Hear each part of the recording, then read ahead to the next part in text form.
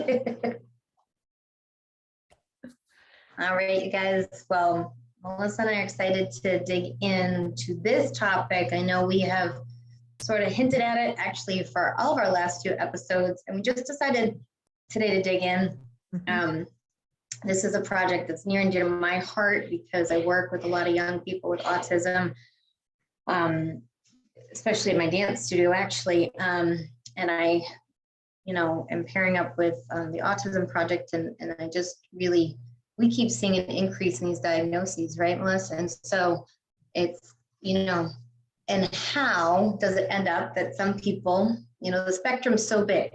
So I've met folks who, were formerly diagnosed as Asperger's. That's no longer in the diagnostic manual, but, high functioning, for folks out there, Rain Man, the movie, The Accountant, right? These people are savant in one area, super like hyper intelligent.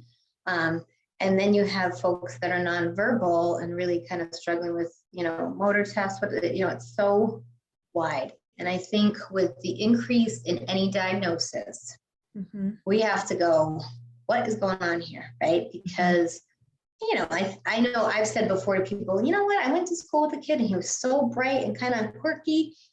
He probably would have been diagnosed as such, but we weren't necessarily like diagnosing people so frequently, right? But I think now, we're aware, but there's also an increase in cases for sure. And so that's when we have to go, what is going on? Right. Can we notice some trends? Are there things we can do to help, young people or adults that are, challenged with this diagnosis and their families? How can we support all of them better? And also, how can we maybe, are there things we can do to prevent, which I know we're going to dig into that more next week. So that's a little teaser for you guys that next week we really want to talk about, what are things that you could do, especially if you are looking to, get pregnant, you are pregnant, like, are there things that you can do to, make sure just overall fetal health, right? But, I think today our focus is really how do we maybe hope to lessen some symptoms, increase functionality, and are there some things that can be done? And I know you and I have both read research that say, yes, in fact, there are. I've seen it with my own eyes. I know it shared, I have a young lady at my studio who was actually nonverbal as a child. And now, she's this hilarious teen, and she's actually going to dance with my advanced company next year. Like, she's incredible, right? And she's just a doll, like, in all the, but I'm like, I can't even imagine her being nonverbal because she's so funny. She's so outspoken. But her parents really went above and beyond, and to their credit, and they're amazing. If they watch this, they're incredible humans. And they've really gone to the ends of the earth to try to help her, right? And so, so please understand, folks, we're not saying we're here trying to cure this. We're not doing any of that. What we are trying to do is talk about what are some things that could be helpful. What are some things we've both seen and or learned about or read data and research on. And as always, we're not here saying like, this is how we're going to fix it, because, we would be billionaires if that were the case. But we always hope that whatever we're sharing maybe could help someone you love or, someone in your world. So, right. Yeah. I don't know if I set that up well, Melissa. Oh, I love that. And one of the things, pardon me, I have a frog in my throat. One of the things I want us to really think about in this conversation, and for each of you who are listening, is that, so you touched on it already, Melissa, that you know people that have been able to improve and really optimize their life experience. And I have as well in our clinic and in our practice, to be able to help. Right now, the most we see are kiddos. We don't see a lot of adults with this diagnosis come in, but being able to optimize how their bodies work, how their minds work. And quite frankly, the gut is a big piece of it. And I think we're going to talk about that a little bit, about some of the things that we see as, kind of base layers for this, but also what are some of the simple things that we can do to really optimize this for our kids. So every person is individual, completely individual. So when we work with a new client who has autism in our practice, we look at them just the same as we would anybody else. What does their body need, right? And Right. really get down to individually, what does this person need? Because I think one of the things that is a tendency is to kind of blanket and say, for everybody that has autism, we look at this, or this is the problem, or, when in reality, it is per individual body. Does that make sense? Yep, totally. Well, and I'm sure that's true of anything, right? But I think Exactly. like what I said when we look at this scale and you have young people or even adults who are really high functioning, and it's like, okay, so what we're going to do with them versus someone who is nonverbal, right? And that's, Exactly. what I guess a way maybe to make a comparison, you guys, for you watching, is like someone who's got really severe IBS and Crohn's versus someone who's got some bloating and gas, right? And you may think, well, Melissa, that's not an appropriate comparison. It is, because we're just talking about severity of symptoms. And so I want, again, I know I reiterate this, but I really want to reiterate it, I think, with this topic, because people can get, it can be touchy because it's personal, right? Please know, Melissa and I both love and respect you, your family, again, whoever is watching this. So this is not to say we need to quote unquote fix, but we want to improve people's quality of life. Just like, again, if you're having a stomach issue or migraines, right? How can we improve your quality of life? And so I want to just kind of reframe that, because I think it's important. Yeah. And I think for anyone watching to understand that, absolutely, because I know I've had those moments even with some of my dancers where, I get eye contact and they're so keyed in. And then sometimes the next week it's like I've lost them. And I always think to myself, what did they eat for breakfast? That's my quick response is sort of but that can be true, you guys, of people with ADHD and, again, stomach issues, just neurotypical kids in general, right? So I often say, kids with autism highlight stuff we all have. So their need for a scheduled routine, we'd all have that. They just really pointed out to us, right?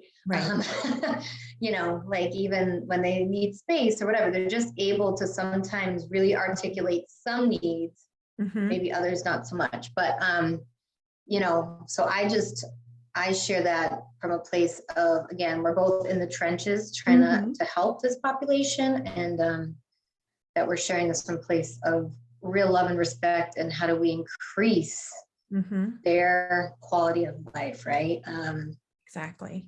Yeah. No, I think, and the scale is so big, which is wild. You have to wonder why that happens, right? Exactly. Yeah, because when you have other disorders or diagnoses, things sometimes look a little more monochromatic, I guess. Whereas I feel like with autism, I love the visual of all the puzzle pieces that is the logo for it. Really is what is so true, right? Because every person with autism is a very unique puzzle. And so again, we're looking at each case separately, and how do we support in the best way? Exactly. And I think part of our goal today too is to give you hope around, that we can do things that are deeply supportive. We can bring in, you already mentioned the food piece, and I can't tell you how huge that is, because especially kiddos that are nonverbal, they can't say this food makes my stomach hurt. They just throw it across the room or whatever it is. They just, no, and they can't even necessarily say no. But and sometimes we say, it's a texture issue, or it's a taste issue, but that's us guessing because they can't tell us. So what I've learned in working with folks that have autism and really helping their gut, quite frankly, rebalance when we do the work, then they start wanting more foods because their stomach doesn't hurt with those foods. And we're able to then expand their palate and thus expand their nutritional intake.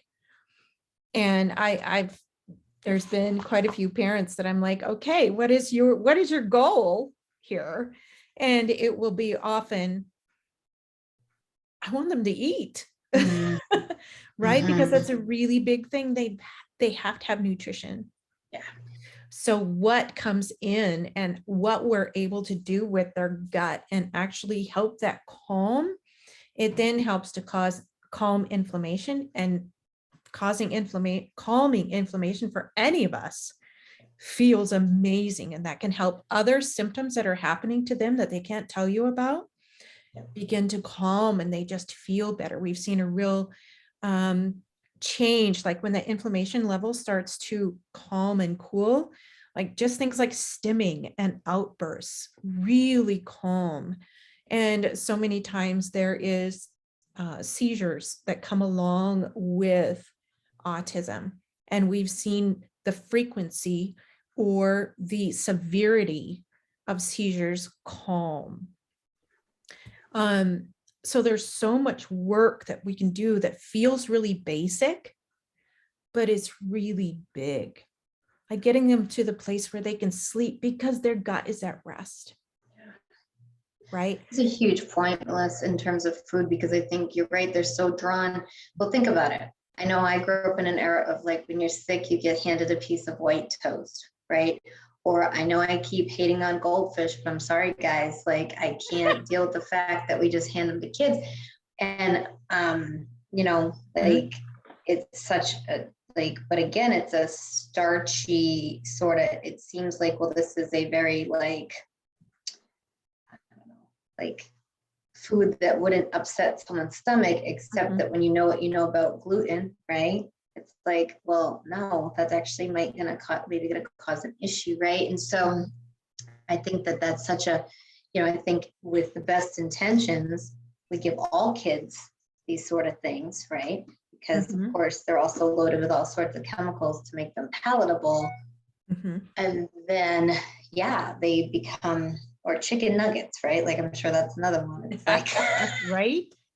And, and I'll say to parents, fine, get organic gluten-free ones or make your own, right? And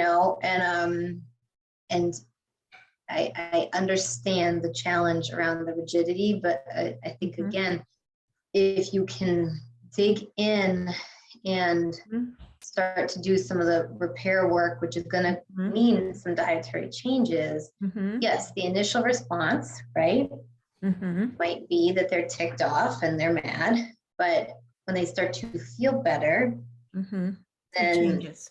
Exactly. And so I think that's such a huge thing to bring up.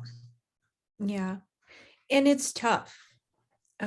So just so you know, I've got a nephew who is autistic, and he started out nonverbal, and now he's pretty high functioning. He also has seizures as part of his presentation, and we've been able to get him to the place where, when his body is working right, and we're going to talk about toxicity pieces too, and getting his body to the place where it was able to release toxicities. That was we saw a huge improvement there. And when all is well, he's on minimal medication. his brain works good. He's able to express well. He's able to interact and actually experience warm emotions and becoming, just a functioning, beautiful, oh my gosh, that his soul is so beautiful. And we get to see it when he feels good, right? And we've been working on this journey with him for quite some time. So, being able to see him develop from a wee one through his earlier years and now into early puberty, where that's another rough spot, right? Hormones are starting to turn on, and that kind of wobbles the apple cart a little bit, and we have to get a new balance. But being able to watch him grow into this amazing young man who is not only just, now it's just not mom, watching his stuff. He's able to self-regulate and make his own decisions and choose and go, that doesn't make me feel good, so I'm not going to do that. But knowing that that's possible, and kind of back to the food piece a little bit, I know, and I'm talking to you parents that have autistic kiddos, I know shifting food or shifting anything in their world feels big, right? Yep. And sometimes you really need somebody to help you do that, to really move the needle and think outside the box and try things that maybe you hadn't thought of doing before, because it is hard. I get it so much. But there are ways we can get really creative and ways to do this in gentle increments and create a space that they can get this kind of balance back into their life, and not just their life, your life. Right. It's a huge difference. Well, and I think too, and again, I know we touched upon this with, neurotypical children, like there is still that level of rigidity sometimes around foods, right? And so, yeah, there's absolutely tips and things that can be tried. And again, we understand this conversation comes with like, well, this is a new mountain to climb.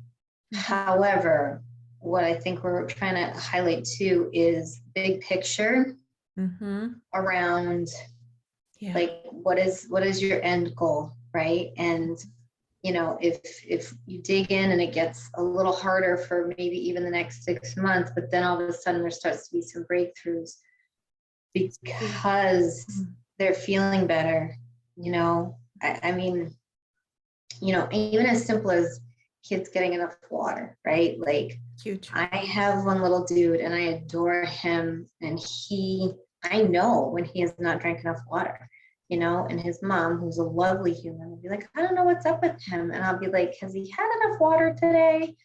And she'll kind of look at me. And so I encourage him to just have some water. And he like immediately is less tired and cranky. And again, I get it. All kids, I think, most kids are not really great at hydrating. I know we constantly remind them at the studio about this. I'm constantly talking to my younger clients about this and their parents, but, making that's such a key piece again, because your whole system cannot work well if you're dehydrated. And think about you yourself, because again, sometimes I just remind folks, base level. Do you feel good when you're dehydrated or your belly hurts or you're hungry or right? Like, or you're eating food that is devoid of nutrition.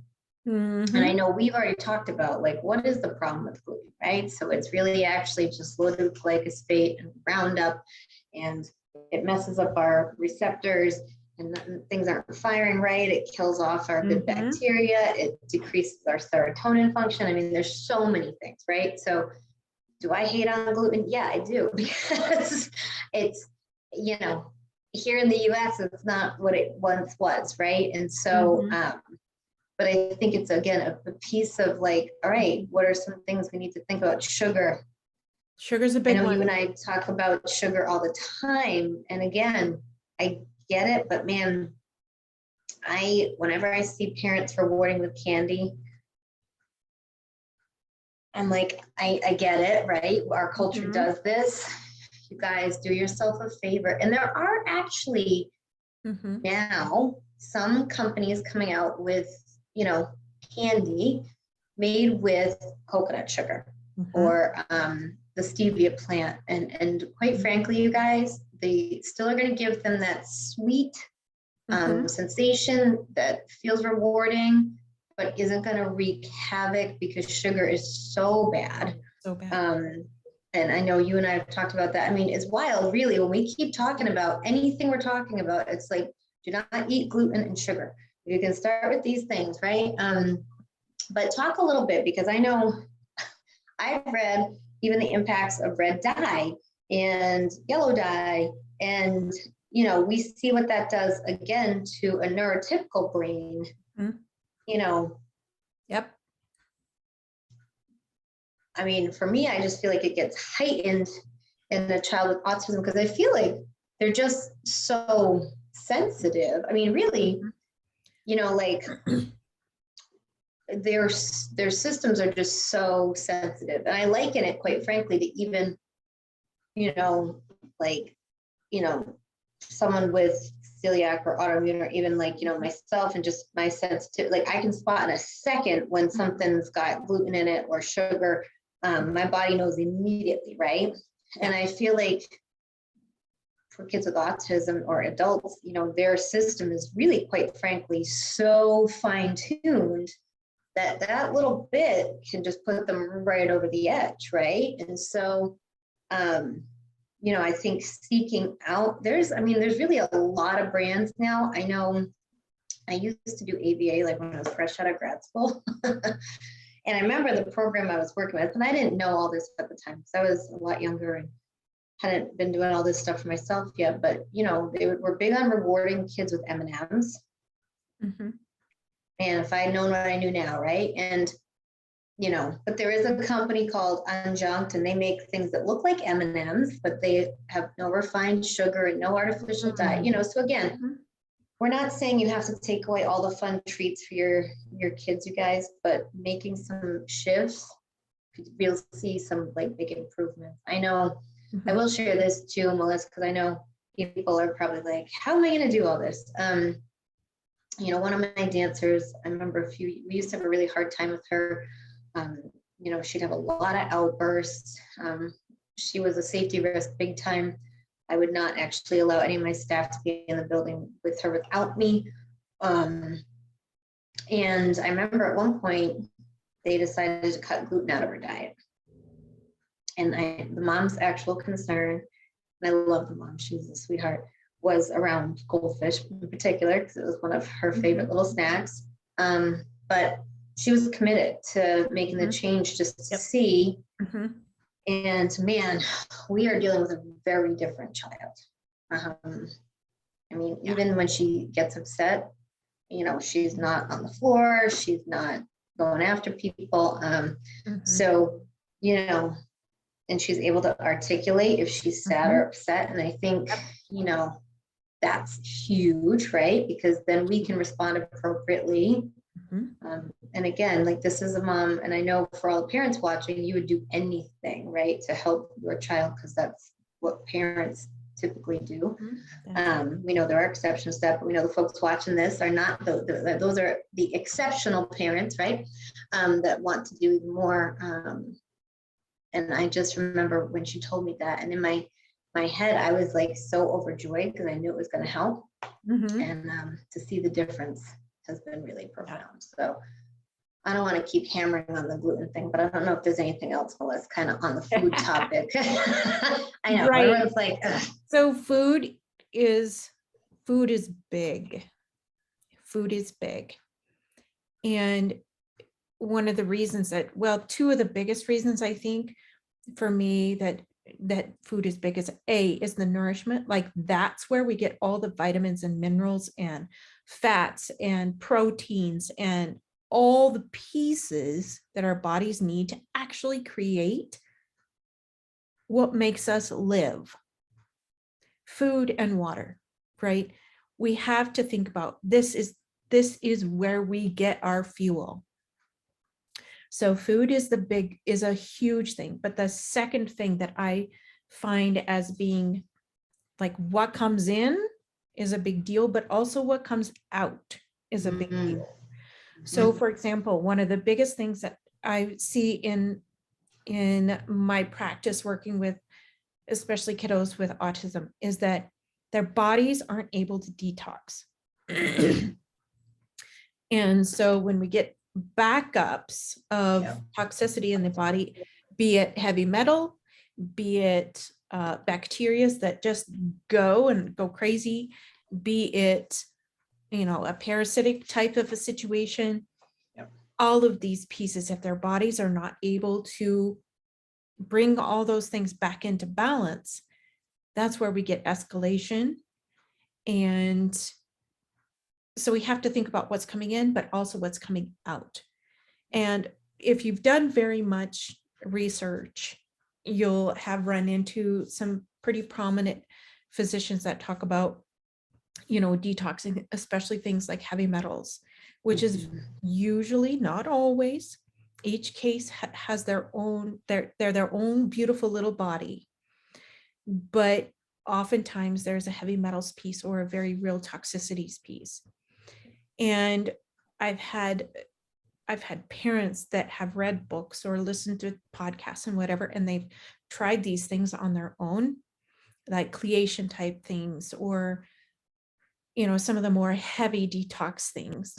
And I want to talk very clearly about this today, because until the body is able to actually release the toxins, until the pathways are cleared and working well, if we don't have that pathway or the pathways just humming along like they're supposed to, and we turn up the detox dial, we can actually cause issues. I want you to hear me on this, guys. I've seen this so much.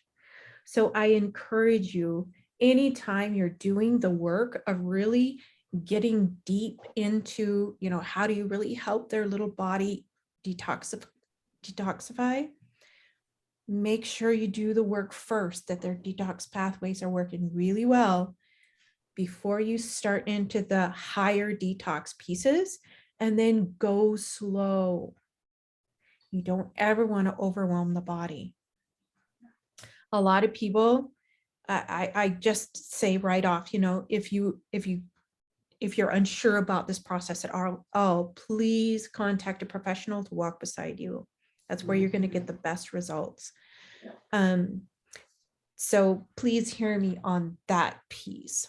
The second piece that I want to really bring you in on, especially if you have a kiddo that has autism and they're nonverbal, there's some very simple tests using urine or hair tests, or we can do stool tests if you need to, that are non-invasive, that we can get down to the nitty gritty of what's going on inside their little body, because they can't tell us, right? Yeah. And being able to unpack that for them using testing that is very, how can I say, actionable. We get good actionable information, but that we can do for them even though they can't speak and say what they need. Does that make sense? I love that, Melissa, because yeah, blood testing is going to seem scary, right? And we don't necessarily want to be putting them in a Not heightened necessarily a sense. good idea for somebody, Yeah. especially if the anxiety piece is so huge in this, and generally it is. Yeah. And I think too, you know, it's funny as you're talking, I'm thinking about all the kids I've worked with, whether it was in residential placements, therapeutic schools.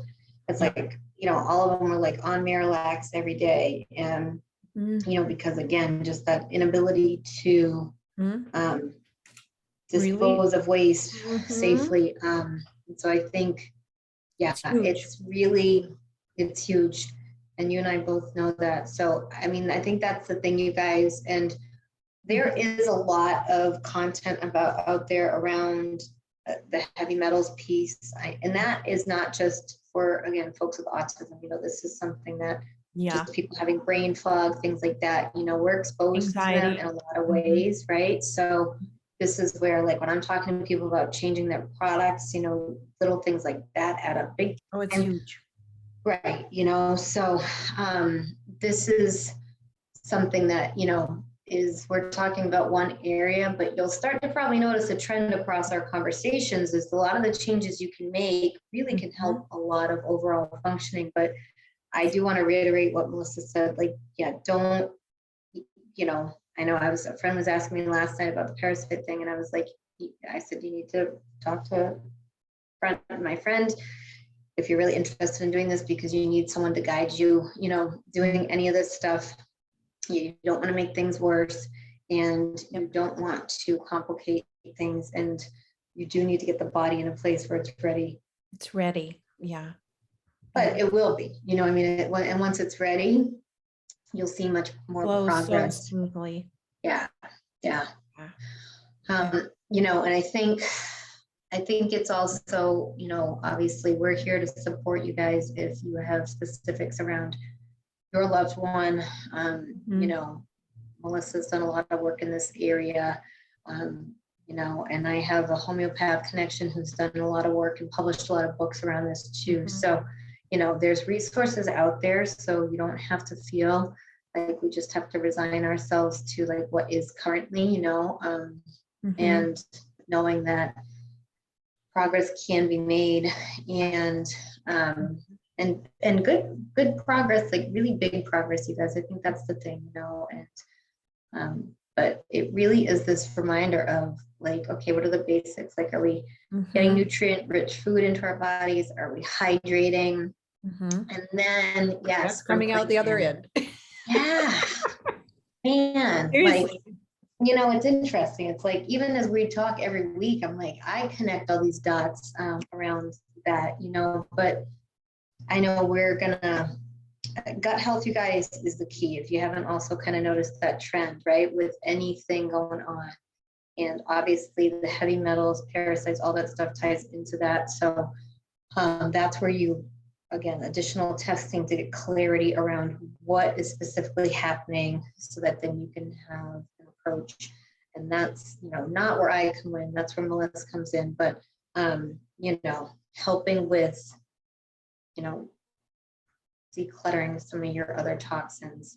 Certainly I can provide support in that area, and processing too, like what this all looks like. And we both understand that change feels scary for all of us, but on the other side of it can be some really awesome stuff. So I don't know if you got anything else, Melissa, you want to kind of put that with, but so one of the things I want you to think about, if you're a parent or a caregiver,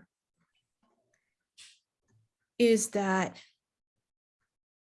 what do you want their life to look like? And then how can you find someone, either you do it or find somebody to partner with you to help make that happen? So I've heard this so many times from my parents that will come in with a kiddo that has autism, and their one thing is, I just want them to live a normal life.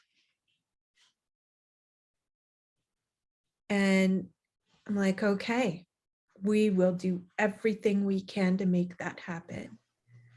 And so we dig in. Yeah. Does that always happen as an end result? Sometimes we're not able, and this is just real talk, we're not able to get them to where if they're completely